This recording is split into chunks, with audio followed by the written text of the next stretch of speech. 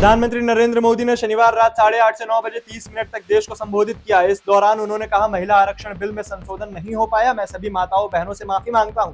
PM ने विपक्ष की आलोचना करते हुए कहा, मेरे लिए देश हित सर्वोपरि है। जब कुछ लोगों के लिए दल हित देश हित से बड़ा हो जाता है तो नारी शक्ति को इसी खामियाजा उठाना पड़ता है। पीएम ने आगे कहा, कांग्रेस, टीएमसी, डीएमके जैसे विपक्षी दल इस भ्रूण हत्या के गुनहगार हैं। ये देश के संविधान के अपराधी हैं, नारी शक्ति के अपराधी हैं।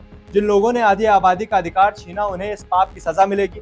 लोकसभा में शुक्रवार को महिला आरक्षण से जुड़ा संविधान 131वां संशोधन बिल पास नहीं हो सका था। बिल में लोकसभा सीटें 543 से बढ़ाकर 816 करने और महिलाओं को 33% आरक्षण देने का प्रस्ताव था।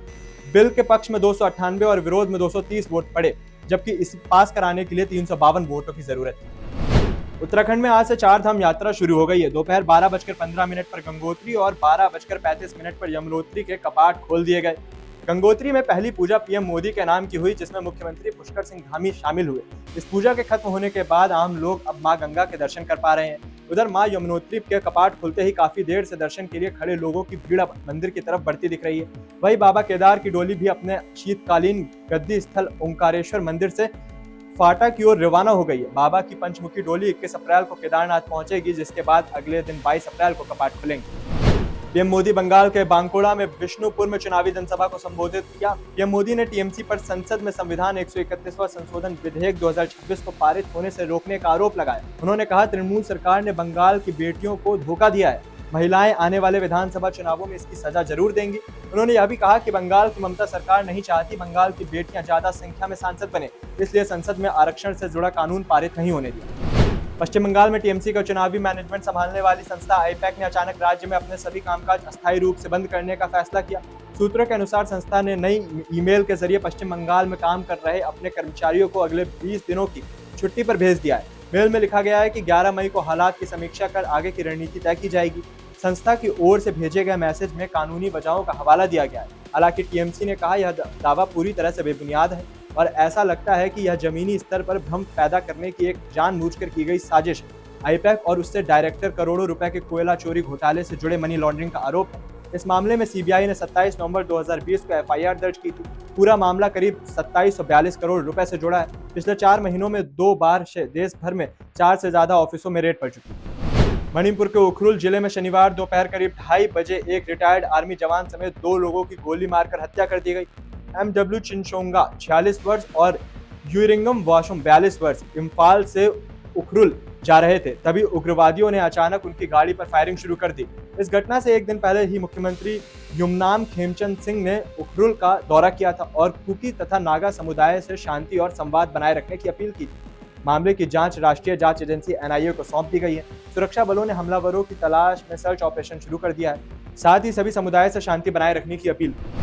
अजमेर में यात्रियों से भरी बस 200 फीट नीचे खाई में गिर गई। हादसे में 2 महिलाओं की मौत हो गई, 28 लोग घायल हो गए।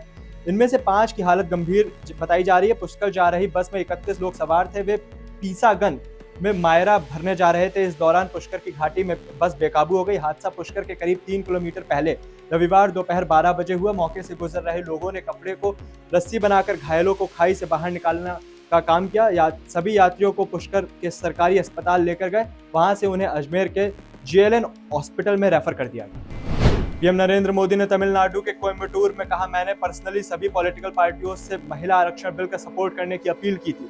मैंने उनसे कहा था कि वे क्रेडिट ले सकते हैं, मुझे कोई ऐतराज नहीं है। मोदी ने कहा, डीएमके और कांग्रेस ने महिला आरक्षण जैसी अच्छी पहल को नफरत भरी और छोटी राजनीतिक वजह से पटरी से उतार दिया। उन्होंने डीएमके पर तंज कसते हुए कहा कि आपके काले कारनामे जनता जान चुकी है। काले कपड़े पहनकर गलत इरादे को नहीं छिपाया जा सकता। असम सीएम हिमंत बिश्व शर्मा ने कलिम्पोंग की रैली में आरोप लगाया कि ममता बनर्जी ने वोटों के लिए बंगाल की जमीनी बांग्लादेशी मुसलमानों को बेच दिया। जब से ममता सीएम बनी है, उन्होंने पूरे बंगाल को बर्बाद कर दिया। इलाहाबाद हाईकोर्ट के लखनऊ बेंच ने सांसद राहुल गांधी के खिलाफ एफआईआर दर्ज करने का अपना ही आदेश बदल दिया है। मामला दोहरी नागरिकता से जुड़ा है। कोर्ट ने शनिवार को अपनी वेबसाइट पर नया आदेश जारी किया।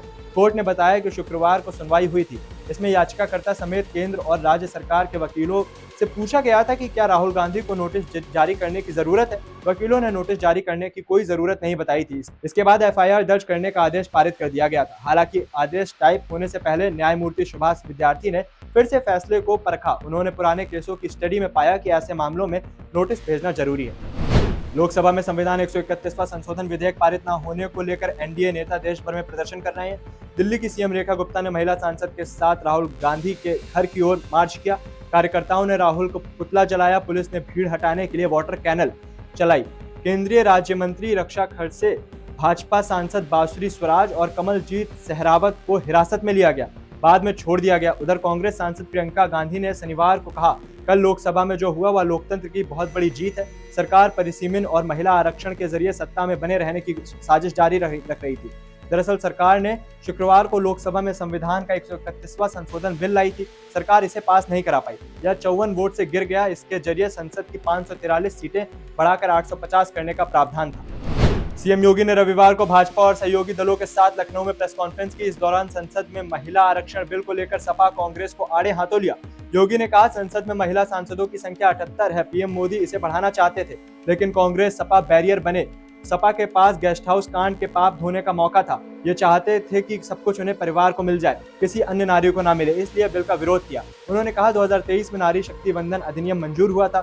2029 में इसे लागू करने के लिए नारी शक्ति वंदन संशोधन बिल लाया गया।